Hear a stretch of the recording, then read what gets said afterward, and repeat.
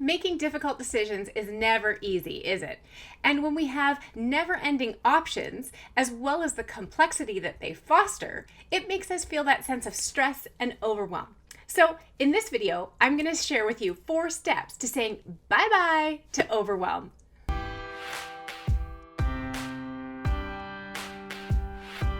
Indecision can be a massive drain on your time, but also on your nerves and resources. Because when you get into that cycle of fear and procrastination, it's because you either have too many choices to make, or you're just stuck and you don't want to make a choice. And that then leads you to further procrastination and you end up in this cycle of defeat. So let's look at the first step of figuring out and being clear on what you truly want. Making a difficult decision can be challenging, can't it?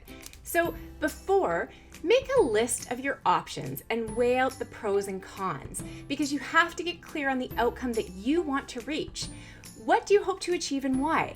And answering this question will help you clearly identify your targets, but also streamline and structure that decision-making process. One way to do this is to visualize your goals and make sure that they are in alignment with your core values. For instance, if you were offered a job that involved a lot of travel and really what you wanted was to spend and gain more time with your family, then clearly those two things are out of alignment. And so getting clear on your why and what you want to do and how you would like to have your lifestyle be complemented with those core values is the first step in gaining clarity. The second step for how to make a difficult decision would be identify and evaluate your options. Because once you identify the outcomes that you hope to reach, take that time to think about all the options at your disposal, both the obvious and the not so obvious. Some options may look good at first glance, but then you may even feel that pressure or feel tempted to go a certain route. When you're evaluating your options, it's essential that you take that step back so that you can look at the potential pros and cons. And I always do a brainstorm on a piece of paper so that I have a hard copy of the viable options, the things that may or may not work for me, and I take an objective approach so that with that brainstorming process, I am able to narrow down and evaluate what makes the most sense to me and actually what feels great in my gut. Third step, weigh the pros and cons. So now it's the time to weigh those pros and cons that I was talking about of every possibility and every option available to you. So create that list that accounts for every detail, big or small, regarding your decision, including the upsides and the downsides of each option, the consequences, and the potential outcome. When making a difficult decision, you might have a preferred option in mind, or a colleague or friend might be swaying you in one direction. But it's important to write those things down and put that under scrutiny so that you are using an objective mindset when you approach these difficult decisions.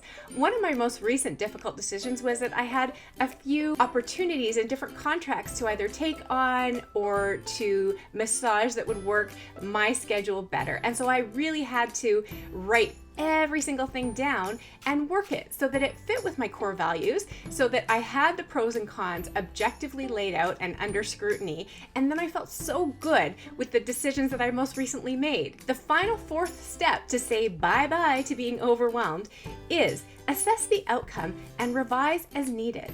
After you choose the option with the least consequential drawbacks, or the one with the most advantages, it's time to develop appropriate metrics to measure the success of that decision and its outcome.